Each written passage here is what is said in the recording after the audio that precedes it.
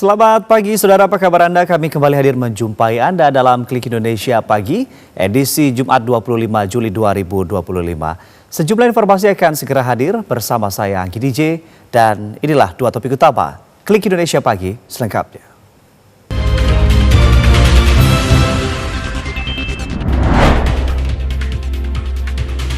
Komite Nasional Keselamatan Transportasi (KNKT) menerjunkan tim untuk melakukan investigasi kasus kebakaran KM Barcelona 5 di perairan Pulau Talise, Sulawesi Utara.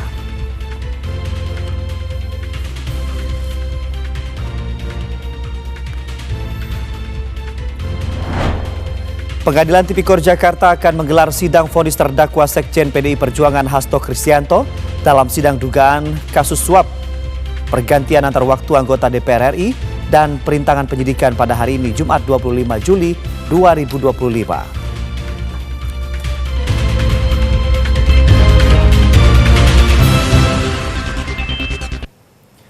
Ya saudara, gempa bumi magnitudo 6,0 mengguncang wilayah Kabupaten Poso, Sulawesi Tengah pada Kamis 24 Juli 2025. BMKG mengungkapkan gempa bumi tektonik itu dipicu akibat aktivitas sebesar aktif di zona sesar Poso. Gempa bumi magnitudo 6,0 mengguncang wilayah Kabupaten Poso, Sulawesi Tengah pada Kamis 24 Juli pukul 21:06 waktu Indonesia Tengah atau pukul 20:06 waktu Indonesia Barat. Badan Meteorologi, Klimatologi, dan Geofisika BMKG menyatakan pusat gempa di Poso terletak sekitar 70 km barat daya Poso, Sulawesi Tengah. BMKG menjelaskan gempa di Poso memiliki kedalaman 10 km atau masuk kategori gempa dangkal dan tidak berpotensi tsunami. BMKG juga memantau adanya 11 kali gempa susulan dengan magnitudo terbesar 5,5 dan terkecil 2,4 magnitudo. Sementara itu warga Kabupaten Poso, Sulawesi Tengah panik dan berlari berhamburan saat gempa bumi berkekuatan 6,0 magnitudo mengguncang wilayah Poso, Sulawesi Tengah. Guncangan gempa bumi membuat warga enggan untuk masuk ke dalam rumah karena khawatir akan adanya gempa susulan. Bahkan pasien di beberapa fasilitas kesehatan seperti rumah sakit dan puskesmas di wilayah Kabupaten Poso dikeluarkan dari ruangan perawatan. BPBD Kabupaten Poso, Sulawesi Tengah menyatakan ada 3 rumah warga yang mengalami rusak ringan akibat gempa bumi. Laporan kerusakan tersebut terjadi di 3 desa, yakni Desa Tindoli, Desa Tokilo, dan Desa Pendolo. Meski tidak ada laporan korban jiwa, namun gempa bumi yang berpusat di Kabupaten Poso, Sulawesi Tengah ini juga dirasakan di beberapa wilayah seperti Kota Palu, Kabupaten Parigi Mauntong, dan Morowali Utara. Komite Nasional Keselamatan Transportasi (KNKT) menerjunkan tim untuk melakukan investigasi kasus kebakaran KM Barcelona 5 di perairan Pulau Talise, Sulawesi Utara. Ketua KNKT Suarjanto Cahyono juga menyatakan proses investigasi menghadapi beberapa kendala, salah satunya perbedaan data korban penumpang dengan manifest. Komite Nasional Keselamatan Transportasi (KNKT) masih terus mendalami penyebab kebakaran yang menimpa kapal motor Barcelona 5 di perairan dekat Pulau Talise, Minahasa Utara, Sulawesi Utara. Ketua KNKT Suarjanto Cahyono menyebut investigasi masih dilakukan dengan hati-hati karena masih ada kendala. Beberapa kendala yang dihadapi adalah kendala bahasa atau komunikasi antara tim KNKT dengan para saksi yang berasal dari Sulawesi Utara. Hingga saat ini KNKT belum bisa menyimpulkan penyebab kebakaran. Kendala lain yang harus dihadapi adalah adanya perbedaan antara data korban penumpang dengan data manifest. Sebelumnya terungkap bahwa jumlah penumpang yang diselamatkan ternyata mencapai 580 orang atau nyaris 2 kali lipat dari data manifest resmi sebanyak 280. Kapal motor Barcelona 5 terbakar di perairan Desa Talise, Kecamatan Likupang Barat pada 20 Juli 2025. Polda Sulut telah menetapkan nahkoda kapal berinisial IB sebagai tersangka. Korban perahu tenggelam atas nama Ricardo Dotulung, warga Desa Wulur Baatus, Kabupaten Minahasa Selatan, Sulawesi Utara ditemukan warga. Korban ditemukan di wilayah Desa Watu Mena, Kecamatan Eris dalam keadaan mengapung. Setelah melakukan operasi pencarian orang tenggelam di Danau Tondano oleh tim gabungan bersama masyarakat, korban perahu tenggelam di Danau Tondano atas nama Richardo Dotulung berhasil ditemukan warga sekitar Danau Tondano. Korban ditemukan telah meninggal dunia dengan posisi mengapung di atas permukaan air. Komandan tim pencarian dari Basarnas Manado, Andri Abraham Kembi, mengatakan dengan ditemukannya korban operasi pencarian orang tenggelam di Danau Tondano secara resmi ditutup. Dapat kami laporkan operasi pencarian satu orang yang mengalami kecelakaan di Danau Tondano, Kabupaten Minahasa. Saat ini hari keempat telah ditemukan oleh warga setempat dan dievakuasi ke rumah sakit. Pencarian korban tenggelam di Danau Tondano telah dilakukan sejak Senin 21 Juli oleh masyarakat bersama aparat TNI, Polri, BPBD Minahasa, Damkar, Basarnas, Polair, Polda Sulut, serta sejumlah potensi dan organisasi dengan metode pencarian seperti penyisiran wilayah jatuhnya korban, serta penyelaman dan menggunakan peralatan sonar bawah air. Pencarian juga dilakukan dengan drone. Kelly Korengkeng, kontributor TVRI, melaporkan. Saudara Kepala Badan Nasional Penanggulangan Bencana Letjen TNI Suharyanto kembali melakukan pemantauan udara. Hal ini dilakukan guna melihat secara langsung penanganan kebakaran hutan dan lahan di wilayah Riau. Pada kesempatan ini, Kepala BNPB Letjen TNI Suharyanto tidak hanya melakukan pemantauan udara, tetapi turut mendarat di Kabupaten Rokan Hulu dan menyaksikan secara langsung proses pemadaman kebakaran dengan menggunakan helikopter waterbombing. Setibanya di Kecamatan Rambah, Kabupaten Rokan Hulu, Kepala BNPB melihat dari dekat proses pemadaman waterbombing di titik yang sulit dijangkau oleh tim Satgas Darat. Merespon sulitnya perjalanan menuju titik api, Kepala BNPB langsung menambahkan 1 unit helikopter lagi guna mempercepat pemadaman api di wilayah Kabupaten Rokan Hulu. Kami sekarang sudah punya teknologi modifikasi cuaca, ya. Di Baru sana ada 2 pesawat yang akan mengusahakan datangnya hujan. Beberapa hari di Riau ini sudah datang hujan, tetapi mungkin belum terpusat di Rokan Hulu. Makanya saya sudah memerintahkan kepada posko sana untuk hari ini diupayakan bisa nggak mendatangkan hujan di Rokan Hulu. Karena informasi dari masyarakat Rokan Hulu, dari Pak Bupati, Pak Kalaksa BPBD menyampaikan hampir 2 bulan di sini nggak pernah hujan. Selain menggunakan helikopter waterbombing, Kepala BNPB akan berkonsultasi dengan tim operasi modifikasi cuaca OMC untuk melakukan penyemaian di langit Kabupaten Rokan Hulu. Hal ini karena pelaksanaan OMC tergantung oleh ada atau tidaknya awan yang bisa disemai hingga menjadi hujan. Dampak dari turunnya hujan itu dirasakan langsung oleh Kepala BNPB. Ia membandingkan kondisi saat melakukan pemantauan udara pada Senin lalu dan Kamis, yakni asap karena karhutla jauh berkurang. Letjen TNI Suharyanto menyatakan menurunnya titik api dan berkurangnya asap di langit bumi Lancang Kuning ini merupakan hasil dari kerja keras dan kolaborasi Pentahelix yang terlibat dalam penanganan kebakaran hutan dan lahan. Polisi Listio Prabowo menginstruksikan kepada seluruh jajaran Polda Riau untuk merespons cepat apabila menemukan titik panas terkait di wilayah Riau. Kapolri Jenderal Pol Listio Sigit Prabowo bertolak ke Riau untuk meninjau kebakaran hutan dan lahan atau karhutla. Kapolri juga melakukan patroli udara di titik hotspot karhutla Riau. Usai patroli udara, Kapolri Jenderal Pol Listio Sigit Prabowo menginstruksikan seluruh jajaran Polda Riau untuk merespon cepat apabila menemukan hotspot atau titik api kebakaran hutan dan lahan di bumi Lancang Kuning. Kapolri menyatakan respon cepat untuk memadamkan titik api tersebut dilakukan agar karhutla tidak meluas. Instruksi itu disampaikan Kapolri usai menerima paparan penanganan karhutla di gedung VIP Pandawa Lanut Rusmin Nurjadin Riau. Upaya yang dilakukan oleh tim mulai dari kegiatan waterbombing sampai dengan modifikasi OMC ini terus dilakukan dan tadi dilaporkan bahwa mudah-mudahan OMC ini bisa berjalan maksimal sehingga kurun waktu 1-2 hari ke depan kita harapkan akan terjadi hujan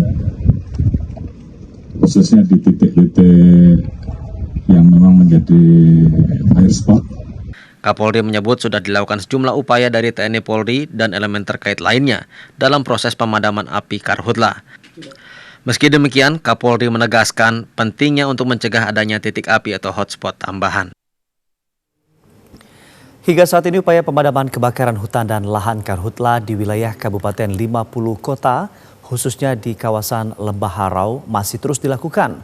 Dan masyarakat juga turut berpartisipasi dalam hal tersebut. Selain itu juga menurut petugas, pemadaman titik api yang terus bertambah terkendala peralatan dan alat pelindung diri, termasuk medan yang sulit karena perbukitan. Upaya pemadaman kebakaran hutan dan lahan di Kabupaten 50 kota terus dilakukan petugas dari berbagai unsur. Peralatan yang kurang terutama selang serta alat pelindung diri menjadi kendala utama. Sehingga titik api yang berada di perbukitan sulit dijangkau dengan peralatan yang ada saat ini. Petugas pemadam kebakaran Kabupaten 50 kota hanya menggunakan alat pelindung diri dan pakaian seadanya saat memadamkan api. Bahkan ada petugas yang mengalami patah tulang saat memanjat bukit untuk memadamkan api. Saat ini titik api terus bertambah di Kabupaten 50 kota, terutama di Kecamatan Harau. Sebenarnya banyak kendala yang kami hadapi, seperti titik api yang timbul di lereng-lereng perbukitan yang susah kami jangkau oleh anggota-anggota kami. Yang paling penting bagi kekurangan kami, alat-alat seperti adanya baju tahan panas, itu yang paling utama, dan adanya beberapa peralatan yang memang sudah lama seperti adanya selang yang bocor dan sumber air yang agak jauh dari titik api. Selain itu, pemadam kebakaran juga berharap penambahan armada pemadam. Sebab dengan 76 nagari dan 13 kecamatan di Kabupaten 50 kota, armada pemadam kebakaran yang berjumlah 8 unit dinilai belum memadai. Idealnya menurut petugas pemadam kebakaran terdapat minimal 1 armada mobil pemadam di masing-masing kecamatan di Kabupaten 50 kota. Sehingga upaya pemadaman api saat terjadi kebakaran lebih maksimal. Dari Kabupaten 50 kota, demikian laporan Edward TVRI Sumatera Barat. Pengadilan Tipikor Jakarta akan menggelar sidang vonis terdakwa Sekjen PD Perjuangan Hasto Kristianto dalam kasus dugaan suap terkait pergantian antar waktu anggota DPR RI dan perintangan penyidikan pada Jumat 25 Juli 2025. Hasto sebelumnya dituntut 7 tahun penjara oleh Jaksa Penuntut Umum KPK. Majelis Hakim Pengadilan Tindak Pidana Korupsi atau Tipikor Jakarta menjadwalkan pembacaan putusan perkara dugaan suap dan perintangan penyidikan Harun Masiku dengan terdakwa Sekjen PDI Perjuangan Hasto Kristianto pada Jumat 25 Juli 2025. Sebelumnya dalam perkara ini, Jaksa Penuntut Umum KPK menuntut Hasto Kristianto dengan pidana penjara selama 7 tahun dan denda sebesar Rp600 juta subsidiar 6 bulan kurungan. Jaksa KPK menilai Hasto telah terbukti merintangi penanganan perkara Harun Masiku yang merupakan ex-calon legislatif PDI Perjuangan. Hasto disebut menghalangi penyidik KPK menangkap Harun Masiku yang sudah buron sejak tahun 2020 lalu. Selain itu, Jaksa Penuntut Umum KPK juga menilai Hasto terbukti menyuap mantan komisioner KPU Wahyu Setiawan sejumlah $57.350 Singapura atau setara dengan Rp600 juta. Suap diberikan agar Wahyu yang sempat menjadi kader PDI Perjuangan mengurus penetapan pergantian antar waktu anggota DPR RI periode 2019 hingga 2024 Harun Masiku. Sementara itu, Pengadilan Negeri Jakarta Pusat menyatakan akan membatasi pengunjung sidang putusan Sekretaris Jenderal PDI Perjuangan Hasto Kristianto pada Jumat 25 Juli 2025. Meski membatasi pengunjung yang hadir di ruang sidang vonis Hasto Kristianto akan disiarkan secara langsung lewat kanal YouTube Pengadilan Negeri Jakarta Pusat sehingga masyarakat dapat menonton persidangan tersebut. Kejaksaan Agung menyiapkan panggilan ketiga terhadap Juristan ex-stafsus mantan Menteri Pendidikan, Kebudayaan, Riset dan Teknologi Nadiem Makarim dalam penyidikan kasus korupsi pengadaan laptop. Juristan sudah 2 kali mangkir dalam panggilan penyidik Kejagung.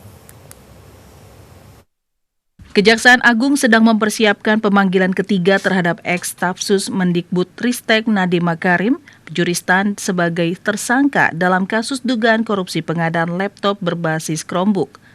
Kepala Pusat Penerangan Hukum Kapus Penkum Kejaksaan Agung Anang Supriyatna menginformasikan hari ini bahwa Juristan sudah dipanggil yang kedua pada 21 Juli 2025, namun tidak datang dan tidak ada konfirmasi. Penyidik Kejagung sudah 2 kali melakukan pemanggilan terhadap Juris, yaitu pada 18 Juli dan 21 Juli 2025, namun yang bersangkutan selalu mangkir.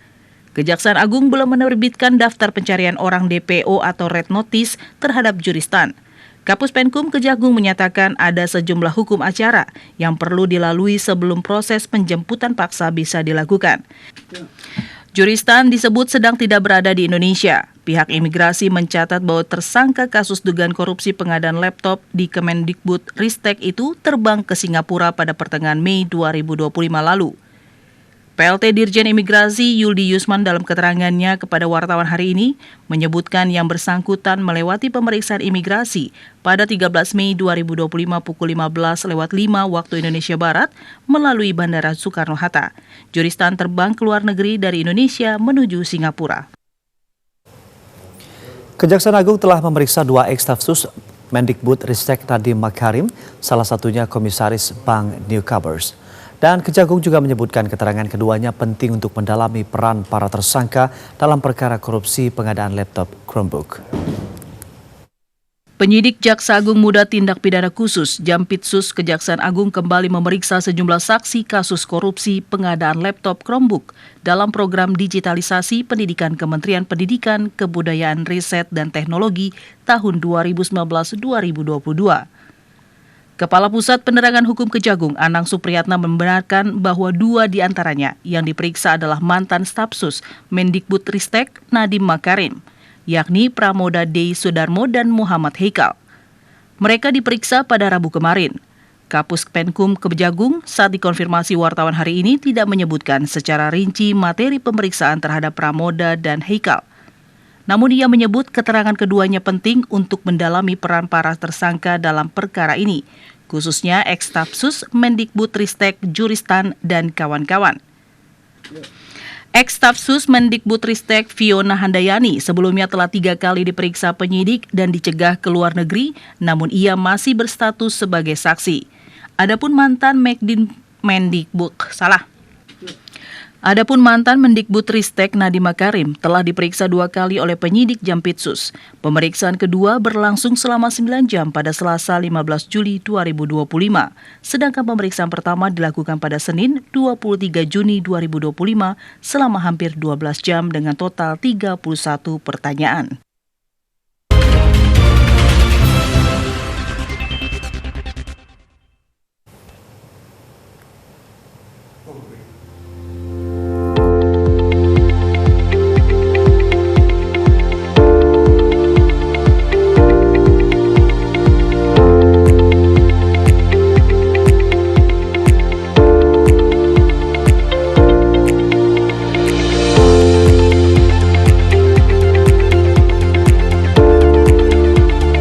Golongan darahnya.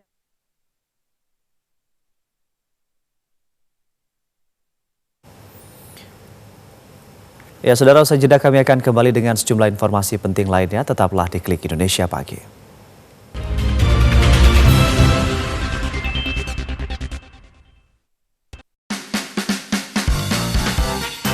Banyak banget triknya kan? Banyak. Editannya, habis itu belum lagi koreonya. Aku tuh suka bingung deh, makanya kalau misalnya aku di TikTok tuh cuman udah. Dari brainstorming konsepnya, terus lanjut preparation, alat-alat propertinya, terus juga lanjut syuting, terus habis itu editing. Kamuflase, buat berkamuflase, jadi burung tuh sensitif banget Kak. Matanya burung itu, mata burung elang, apalagi semua burung tuh peka sama warna. Jadi kalau misal lihat warna merah gini, dia bakal nggak mau mampir ke kamera kita. Satu langkah yang membawamu kehilangan segalanya. Tidak hanya menghancurkan tubuh dan pikiranmu, namun juga masa depanmu. Berhenti sebelum terlambat. Pilihan ada di tanganmu. Masa depan atau kehancuran. Jauhi narkoba. Selamatkan generasi Indonesia dari kehancuran.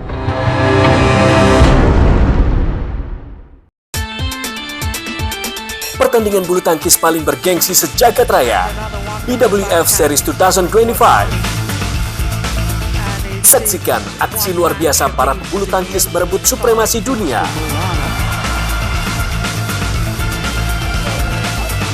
Jangan lewatkan penayangannya, BWF Series 2025. Segera di TVRI Nasional dan TVRI Sport.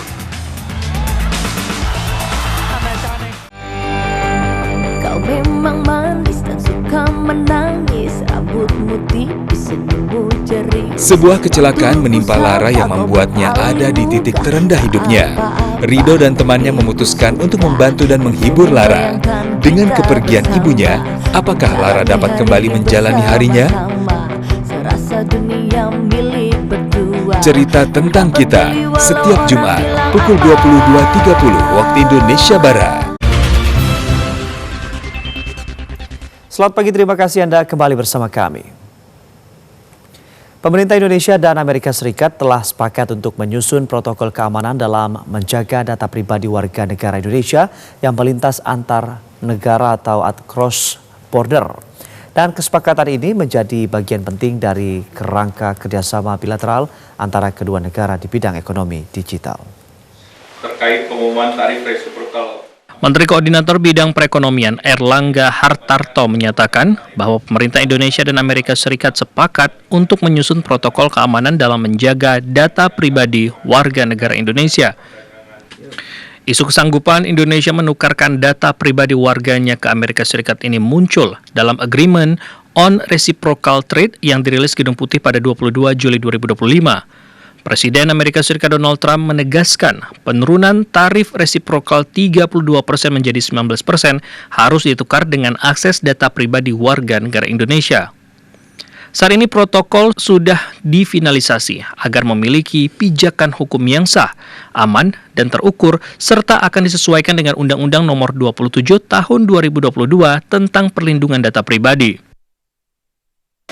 Indonesia sudah persiapkan protokol, salah satunya protokol seperti di kawasan digital Nongsa. Di kawasan digital Nongsa dipersyaratkan security-nya itu bukan hanya security daripada segi digital, tetapi juga security fisikal. Jangan sampai ada orang masuk misalnya ke data center tanpa izin, kemudian mengambil server atau mengambil data. Demikian pula keamanan kabelnya sendiri. Kabelnya berada dalam standar tertentu sehingga orang nggak bisa tapping terhadap kabel tersebut. Protokol ini juga akan memperkuat posisi Indonesia dalam menjamin hak-hak digital warganya ketika menggunakan layanan lintas negara. Erlangga menekankan bahwa kerjasama ini bukan hanya menyasar hubungan Indonesia-Amerika Serikat, akan tetapi juga membuka ruang kerjasama serupa dengan negara-negara lainnya. Menteri Koordinator Bidang Perekonomian Erlangga Hartarto menegaskan penyerahan data pribadi warga negara Indonesia ke pihak Amerika Serikat bukan dilakukan oleh pemerintah. Penyerahan data pribadi tersebut dilakukan oleh masyarakat secara sukarela saat mengakses layanan digital lintas negara. Menteri Koordinator Bidang Perekonomian Erlangga Hartarto menjelaskan bahwa praktik ini umum terjadi dalam interaksi digital sehari-hari. Masyarakat kerap mengisi data pribadi saat mendaftar atau mengakses suatu konten di media sosial. Ia menambahkan bahwa Indonesia saat ini telah memiliki regulasi terkait dengan perlindungan data pribadi, termasuk pengaturan lalu lintas data lintas negara. Perusahaan asing yang ingin memproses data warga negara Indonesia wajib mengikuti protokol yang telah ditetapkan oleh pemerintah Indonesia. Itu sebetulnya beberapa data pribadi kan sebetulnya merupakan praktek dari masyarakat pada saat daftar di Google, di Bing, melakukan e-commerce dan yang lain. Pada saat membuat email, akun, itu kan data upload sendiri. Dan data-data ini tentu ini data pribadi dan bagi kesepakatan Indonesia dan Amerika adalah membuat protokol untuk itu. Menko Perekonomian Erlangga Hartarto memastikan keamanan data pribadi warga negara Indonesia. Erlangga menyebut akan ada badan otoritas khusus yang mengawasi jalannya penyerahan data tersebut. Ya, saudara, selain itu Menteri Koordinator Bidang Perekonomian Erlangga Hartarto juga merespon tarif resiprokal Amerika Serikat untuk Indonesia yang turun menjadi 19%. Menko Perekonomian juga menilai tarif tersebut merupakan salah satu yang paling rendah dibandingkan dari negara-negara lainnya. Yang dianggap mengakibatkan Menteri Koordinator Bidang Perekonomian Erlangga Hartarto menjelaskan bahwa keputusan turunnya tarif resiprokal Indonesia dari 32% menjadi 19% atau turun 13 poin adalah hasil dari perundingan langsung antara Presiden Republik Indonesia Prabowo Subianto dan Presiden Amerika Serikat Donald Trump. Menko Perekonomian menjelaskan jika dibandingkan dengan tarif Indonesia dan negara-negara lainnya seperti Malaysia, Thailand, dan Vietnam, saat ini Indonesia menjadi yang paling rendah. Saat ini tarif resiprokal antara Malaysia dan Amerika Serikat masih di angka 25%. Kemudian Pakistan di angka 29% dan India masih tetap di angka 27%. Indonesia ini mendapatkan penurunan tarif salah satu yang paling rendah dibandingkan negara-negara lain yang dianggap mengakibatkan neraca perdagangan Amerika Serikat defisit. Indonesia turun tarifnya dari 32% menjadi 19% atau turun 13 poin, dan ini adalah perundingan langsung Bapak Presiden, Bapak Prabowo Subianto dengan Presiden Amerika Donald Trump. Dibandingkan dengan negara lain, Filipina itu terakhir mengikuti Indonesia diberikan 19%, namun mereka awalnya adalah 17%, naik 20 dan turun ke 19%. Menko Perekonomian Erlangga menyatakan negara-negara lain yang masih menjadi pesaing Indonesia dalam mengekspor tekstil, produk tekstil, aparel, dan sepatu mendapatkan tarif yang lebih besar. Saudara, pemerintah terus mencermati dampak kebijakan tarif Amerika Serikat terhadap perekonomian global termasuk Indonesia. Kepala Departemen Kebijakan Ekonomi dan Moneter Bank Indonesia, Firman Bokhtar, menilai positif yang bisa dimanfaatkan Indonesia dari penyesuaian tarif ekspor dan impor yang terjadi belakangan ini. Kepala Departemen Kebijakan Ekonomi dan Moneter Bank Indonesia, Firman Bokhtar, mengatakan penurunan tarif ekspor dari sebelumnya 32% menjadi 19% merupakan sinyal positif bagi kinerja perdagangan Indonesia. Dengan tarif yang lebih rendah, ekspor Indonesia berpotensi meningkat, mendukung pertumbuhan ekonomi nasional. Selain ekspor, beberapa jenis impor dinilai justru mendukung aktivitas produksi di dalam negeri. Hal ini akan memperkuat stabilitas ekonomi sekaligus mendorong pertumbuhan. Ekspornya akan lebih baik dari baseline kita, impornya ini kita melihat bisa mendorong pertumbuhan kegiatan ekonomi domestik, ya. Dan yang ketiga adalah bahwa ini sudah semakin memberikan nuansa yang lebih pasti. Nah, jadi ini semakin memberikan nuansa yang positif dan harapannya ini positif juga buat capital flows kita yang nampaknya nanti nilai tukar nanti bagus buat kegiatan domestik. Penyesuaian tarif ini diharapkan membawa angin segar bagi perekonomian domestik, terutama dalam menciptakan kepastian dan menarik investasi. Ya, saudara, Sekolah Rakyat Rintisan berada di Balai Tahina Kerja Dinas Tenaga Kerja dan Transmigrasi Ketapang, Kalimantan Barat dan ditargetkan selesai pada Agustus 2025. Meski digunakan sementara seluruh ruang rehab untuk memenuhi standar sekolah rakyat. Berada di Balai Latihan Kerja atau BLK Dinas Tenaga Kerja dan Transmigrasi Ketapang, Sekolah Rakyat di Kabupaten Ketapang tengah dilakukan perbaikan gedung, di mana terdapat sekitar 34 ruangan yang dibutuhkan untuk aktivitas belajar mengajar program sekolah rakyat, yang ditarget selesai paling lama Agustus 2025 mendatang.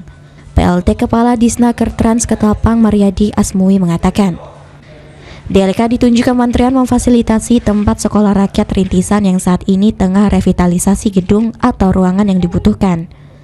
Sekolah rakyat rintisan ini bersifat sementara, sembari kesiapan lahan permanen yang difasilitasi pemerintah daerah untuk dibangun paling lama tahun depan.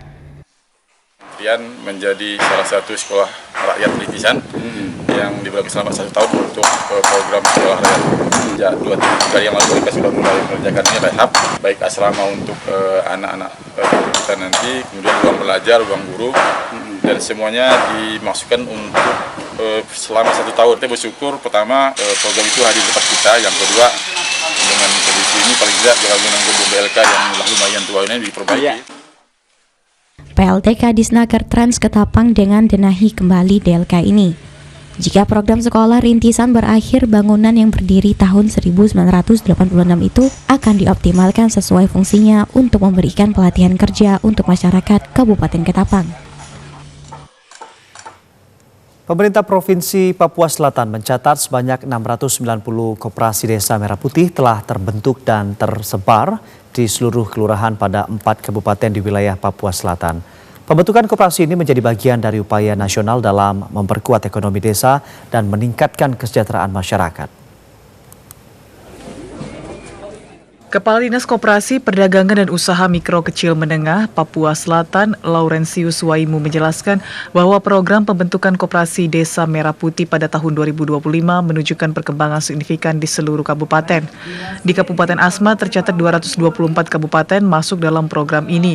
Dari jumlah tersebut, 121 kabupaten telah melaksanakan musyawarah desa, 166 kampung telah terdaftar dalam sistem daring nasional, dan 38 kampung telah berbadan hukum.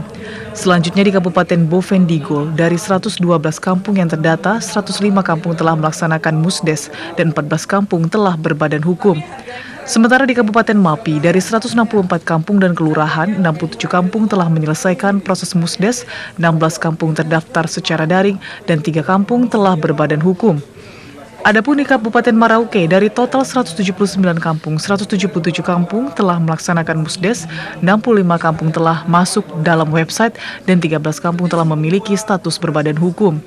Secara keseluruhan hingga pertengahan Juli 2025, sebanyak 68 kampung di Papua Selatan telah memiliki legalitas hukum koperasi.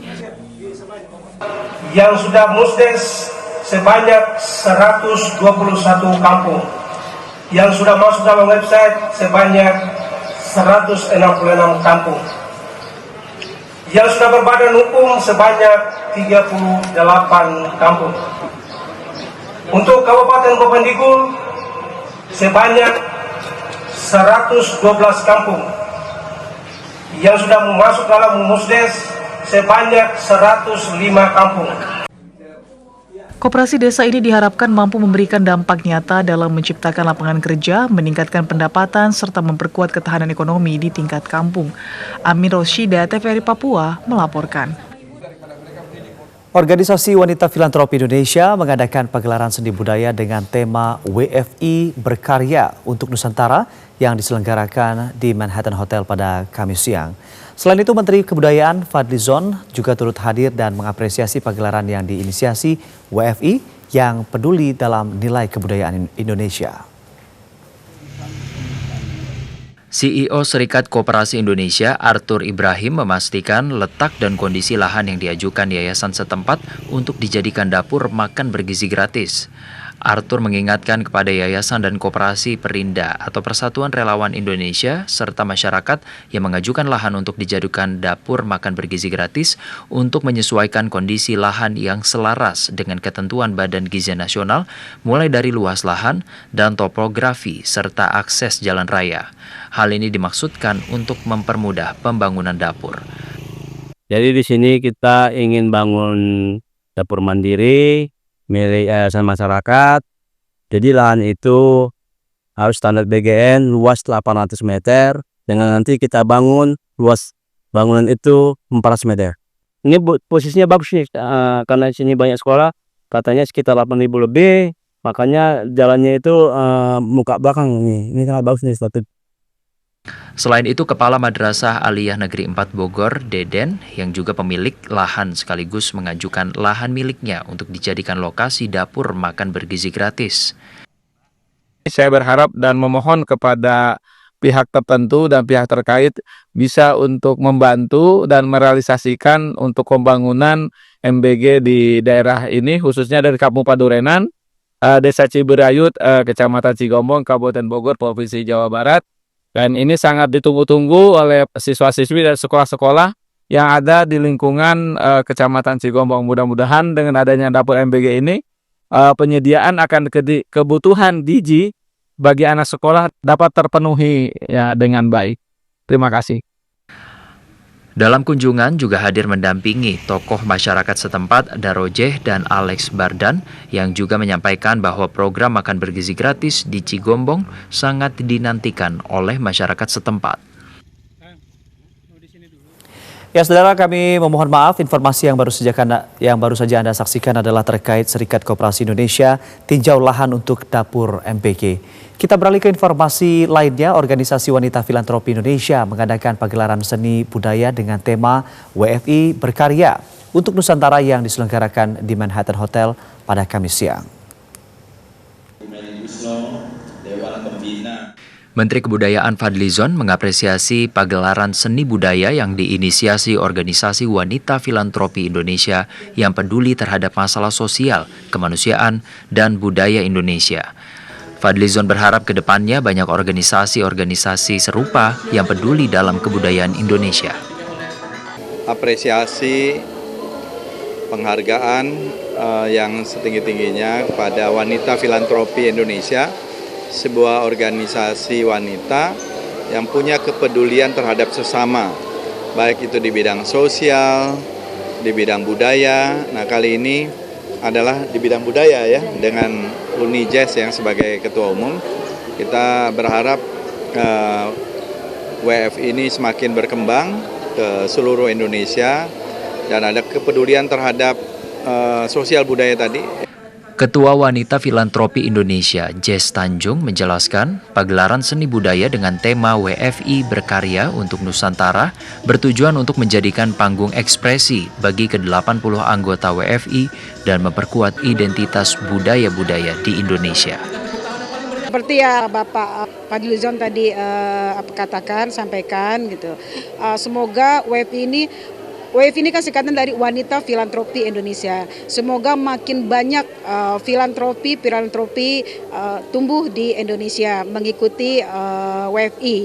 Kita sering menyantuni anak yatim, apalagi Palestina. Itu kita sering bekerja sama dengan Kedutaan Palestina. 80 member untuk saat ini, yaitu ibu-ibu yang memang pengen happy dunia dan akhirat.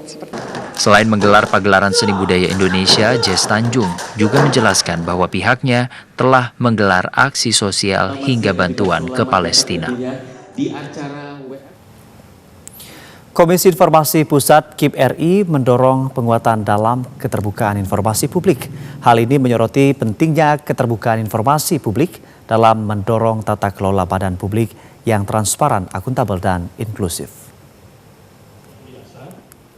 Wakil Ketua KIP Republik Indonesia Arya Sandiyuda mengatakan keterbukaan informasi bukan sekedar hak, tetapi juga kebutuhan mendasar masyarakat di era digital. Hal ini disampaikan dalam soft launching dan talk show Pameran Keterbukaan Informasi Publik 2025. Keterbukaan informasi merupakan napas kehidupan dalam pengelolaan negara. Hal ini guna memberikan ruang bagi masyarakat untuk ikut mengawasi, mengontrol, dan terlibat aktif dalam kebijakan publik guna menciptakan pemerintahan yang lebih responsif dan berkeadilan. Ini sebenarnya format untuk meringkas agenda yang tadinya biasanya kita visitasi ke daerah-daerah, lalu kemudian kita punya satu tempat, satu hub, di mana badan publik baik kementerian, lembaga, BUMN, juga PTN itu mengadakan satu pameran, memperlihatkan bagaimana inovasi-inovasi yang mereka adakan. Kegiatan ini insya Allah bisa mengajak masyarakat untuk mengawal pelaksanaan Undang-Undang Nomor 14 Tahun 2008 tentang keterbukaan informasi publik dan meningkatkan kesadaran kita semua bahwa hak atas informasi adalah hak asasi setiap warga negara Indonesia. Komisi Informasi Pusat berharap Pameran Keterbukaan Informasi Publik 2025 dapat menjadi ajang bersama masyarakat dan pemerintah untuk merayakan keterbukaan serta menjadi momentum memperkuat praktik badan publik yang demokratis, inklusif, dan berkelanjutan. Selain itu, Kapolri Jenderal Polisi Listio Sigit Prabowo mengajak Himpunan Mahasiswa Persatuan Islam atau HIMA Persis untuk menjaga serta merawat nilai persatuan dan kesatuan bangsa Indonesia dalam bingkai Bhinneka Tunggal Ika. Kapolri Jenderal Pol Listio Sigit Prabowo mengajak Himpunan Mahasiswa Persatuan Islam atau HIMA Persis untuk menjaga serta merawat nilai persatuan dan kesatuan bangsa Indonesia dalam bingkai Bhinneka Tunggal Ika. Pernyataan tersebut disampaikan Kapolri saat membuka Muktamar ke-11 HIMA Persis di SKA Convention Exhibition Kota Pekanbaru Riau. Kapolri juga mengajak HIMA Persis untuk terus bersinergi dan kolaborasi bersama Polri dalam rangka menyukseskan seluruh program Presiden Prabowo Subianto.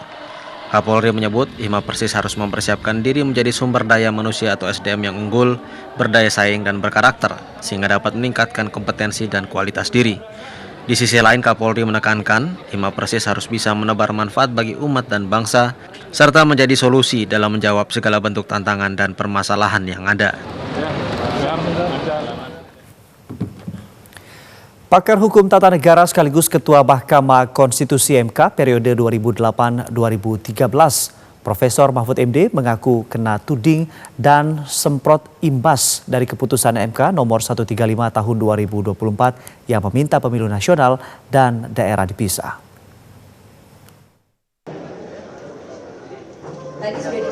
Pakar Hukum Tata Negara Mahfud MD pada diskusi publik terkait dampak putusan MK terhadap pemilu serentak 2029 mengatakan putusan MK memang menimbulkan kontroversi, menimbulkan banyak tudingan termasuk terhadap dirinya karena pernah menjabat ketua MK. Mahfud MD juga menyoroti munculnya tudingan bahwa putusan MK soal pemilu dipisah itu inkonstitusional. Tudingan itu tak akan muncul tanpa alasan yang jelas.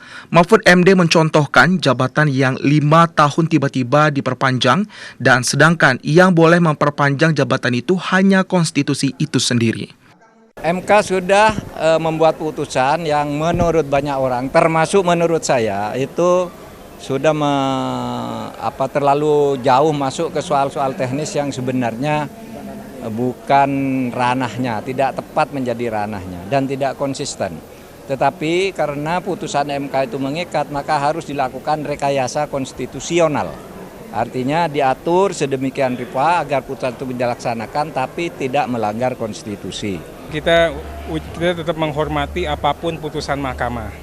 Tapi kita kali ini berharap mahkamah untuk berhenti melakukan akrobat hukum. Dari sisi yuridis, sisi sosiologis, ya, maupun historis, ya. Kita bisa mengatakan ini putusan yang keliru. Ini putusan yang tidak benar dan menjaga konsistensi pertimbangan mahkamah dalam putusan itu adalah kewajiban mahkamah itu sendiri. Sementara itu, Wakil Ketua Umum DPP Partai Golkar, Adis Kadir, menyampaikan pandangan kritisnya terhadap putusan Mahkamah Konstitusi MK nomor 135 tahun 2024 mengatakan putusan 135 cukup mengguncangkan dunia hukum dan dunia politik karena keputusan MK final dan mengikat. Harus diikuti, tapi juga ada yang menyatakan final and binding yang mengikat karena ada beberapa putusan yang kontradiktif sehingga dampak putusannya sangat luar biasa. Putusannya yang bertentangan antara keserentakan dan tidak, dulu menyatakan harus serentak, sekarang tidak serentakan, kemudian kemarin ditolak tetapi ada memberikan opsi di pertimbangannya, kemudian pemerintah sudah memilih opsi yang diberikan yaitu serentakan semua. Sekarang tiba-tiba keserentakannya, gugatannya diterima. Diskusi publik di kantor pusat DPP Partai Golkar menghadirkan narasumber yaitu Profesor Muhammad MD, Dr. Arteria Dahlan, dan Profesor Valina Singka serta diikuti perwakilan ormas pendukung Partai Golkar. Diskusi ini menjadi wadah penting untuk membedah dampak yuridis dan politis dari putusan MK yang menuai banyak perdebatan di kalangan akademisi dan praktisi hukum.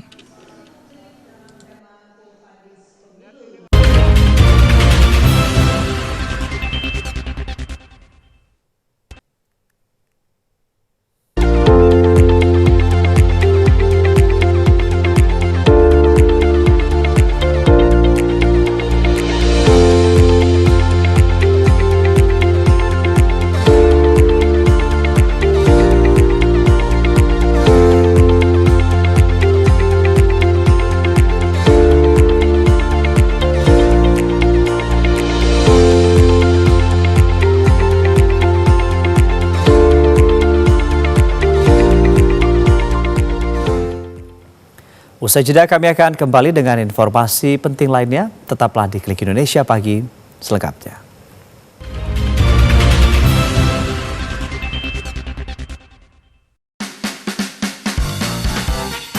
Banyak banget triknya kan? Banyak. Editannya, habis itu belum lagi koreonya.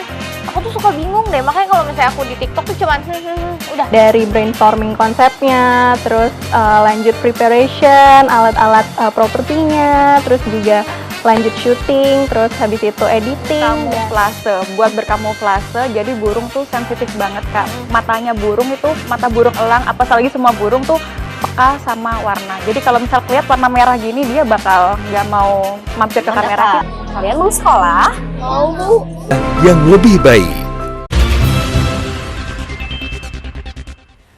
Terima kasih Anda kembali bersama kami, Klik Indonesia Pagi TVRI. Program pelatihan kepemimpinan Saraswati Fellowship siap dilaksanakan untuk menciptakan lebih banyak pemimpin perempuan Indonesia yang siap memberikan dampak nyata. Program ini membuka peluang bagi perempuan dan anak muda untuk mengembangkan kapasitas kepemimpinan. Indonesia memiliki potensi anak muda, termasuk perempuan yang berkualitas dan mampu menjadi pemimpin. Namun keterbatasan jejaring hingga akses menjadi tantangan untuk memberdayakan perempuan mencapai tujuannya dan menjadi pemimpin. Inisiator sekaligus super mentor Saraswati Fellowship, Rahayu Saraswati mengungkapkan, melalui program Saraswati Fellowship, mendorong menciptakan lebih banyak pemimpin perempuan yang siap memimpin di berbagai sektor. Program ini dirancang untuk membantu peserta, baik mahasiswa yang akan atau baru memasuki dunia profesional, maupun perempuan di tengah karir untuk meningkatkan kapasitas dan keterampilan kepemimpinan mereka. Sarah menjelaskan program ini dilaksanakan secara daring selama 3 bulan dengan pendampingan intensif dari mentor berpengalaman. Kalau kita bicara tentang keterwakilan perempuan, untuk mendorong supaya lebih banyak perempuan lagi yang mau keluar dari zona nyaman dan berani untuk menjadi pemimpin, kita harus menciptakan contoh-contohnya. Dan yang ada sekarang sangat luar biasa tetapi belum cukup. Kita mau menciptakan lebih banyak lagi pemimpin-pemimpin yang bisa dijadikan patokan, yang bisa dijadikan sebagai idola, bisa dijadikan sebagai mentor, dan itu ya apakah itu training of trainers, tapi intinya kita mau menciptakan pemimpin-pemimpin berikutnya. Pendaftaran program ini akan dibuka sampai 10 Agustus 2025 dengan seleksi ketat melalui esai, tes psikologi, dan wawancara. Menteri Koordinator Bidang Infrastruktur dan Pembangunan Kewilayahan Agus Harimurti Yudhoyono meninjau uji coba penggunaan aplikasi All Indonesia. Aplikasi All Indonesia mengintegritaskan 4 aplikasi yang sebelumnya sudah digunakan untuk pelaku perjalanan internasional yang tiba di Indonesia. Menteri Koordinator Bidang Infrastruktur dan Pembangunan Kewilayahan Agus Harimurti Yudhoyono serta Menteri Imigrasi dan Pemasyarakatan Agus Andrianto mengecek uji coba penggunaan aplikasi All Indonesia. Aplikasi All Indonesia mengintegrasikan 4 aplikasi yang sebelumnya sudah digunakan untuk pelaku perjalanan internasional yang tiba di Indonesia, yakni aplikasi dari Keimigrasian, Bea Cukai, Badan Karantina, dan Kesehatan. Menko AHY berharap layanan lengkap dalam satu aplikasi dapat mempercepat dan mempermudah kedatangan pelaku perjalanan internasional baik untuk tujuan berbisnis maupun berwisata. Saat ini uji coba aplikasi All Indonesia diberlakukan di Bandara Internasional Soekarno-Hatta Tangerang, Banten, Juanda Sidoarjo, dan I Gusti Ngurah Rai Bali dengan maskapai Garuda Indonesia. Dan ini adalah upaya untuk menghadirkan efisiensi. Waktu yang dibutuhkan untuk mengisi aplikasi tentu lebih cepat dibandingkan yang berlaku saat ini. Dan bahkan bisa dibandingkan juga dengan sejumlah negara yang juga sudah lebih maju urusan deklarasi ataupun imigrasinya. Sementara itu, Menteri IMIPAS Agus Andrianto memastikan akan memperkuat sistem keamanan dan perlindungan data aplikasi All Indonesia. Kita siapkan sistem backup datanya, bukan hanya kita titipkan sekarang yang ada di iCloud, kita nanti akan kita taruh di data center Indonesia. Dan kita akan bangun di sana dan itu akan kita simpan, kapasitasnya akan kita berbesar, termasuk jangan sampai ada gangguan dari jalur telekomunikasi sehingga seluruh aspek daripada All Indonesia dapat dilakukan pelayanan dengan baik. Berdasarkan data pada 2024, pelaku perjalanan internasional yang tiba melalui Bandara Soekarno-Hatta mencapai 2,7 juta penumpang, Bandara Juanda 1,5 juta penumpang, dan Bandara Ngurah Rai Bali 14 juta penumpang. Ratusan masyarakat menggelar arak-arakan hasil panen pertanian dan perkebunan mengelilingi kampung Dua Jorong, Tanjung Sari, Nagari, Mahakarya. Kegiatan tersebut merupakan tradisi dan wujud syukur atas panen yang melimpah. Arak-arakan masyarakat yang diiringi dengan pakaian tradisional serta tumpukan besar hasil pertanian yang digendong berkeliling kampung menarik perhatian warga. Tradisi bersih tani itu sudah dilakukan sejak puluhan tahun terakhir dan akan terus dilestarikan ke depannya. Berbagai jenis hasil kebun masyarakat dihias dan ditumpuk pada satu tempat sehingga menjadi bentuk yang menarik. Setelah disatukan, masyarakat mengarak tumpukan berisi buah-buahan dan hasil tani tersebut keliling kampung dan diiringi dengan musik tradisional serta kostum budaya lokal. Kegiatan tersebut juga sebagai upaya bentuk syukur atas melimpahnya hasil panen warga sekitar serta memperingati satu Muharram. Warga berharap kegiatan ini juga mempererat silaturahmi dan upaya melestarikan tradisi yang sudah lama ada di daerah tersebut. Kegiatan semakin menarik ketika tumpukan buah-buahan dan hasil panen warga diperebutkan secara bersama-sama.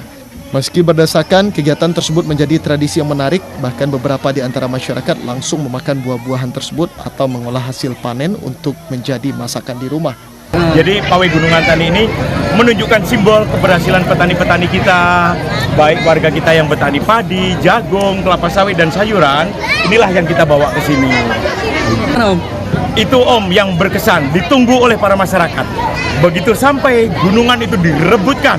Pemerintah daerah berharap ke depan tradisi tersebut bisa dipertahankan oleh masyarakat di tengah tantangan zaman. Sebagai daerah multi etnis, Pasaman Barat sangat menjunjung tinggi perbedaan di tengah keberagaman. Inilah suatu bukti bahwasanya rasa kebersamaan itu, rasa persatuan dan kesatuan itu sangat mengakar di negara yang ada di Kota Pasaman Barat ini. Sesuai dengan motonya, Pasaman Barat adalah sebuah wasamu. Kita lihat walaupun kita itu berbeda budaya, berbeda agama, bermacam ragam, namun tetap satu untuk mendukung seluruh kegiatan masyarakat yang ada di Kota Pasaman Barat. Kegiatan tersebut berlangsung setiap tahun dan menjadi agenda berkumpul serta silaturahmi warga sekitar. Mereka berharap ke depan cuaca bisa membaik dan hasil panen terus melimpah. Dari Kabupaten Pasaman Barat, Andika Disaputra, TVRI Sumatera Barat. Ya, saudara, informasi tadi sekaligus menutup jumpa kita dalam Klik Indonesia pagi kali ini. Setelah ini akan hadir menemani pagi Anda dalam Jendela Negeri bersama Fahmi Andrian dan Brigita Kue. Kami mengucapkan terima kasih banyak atas kebersamaan Anda. Saya Anggi DJ, selamat pagi dan sampai jumpa.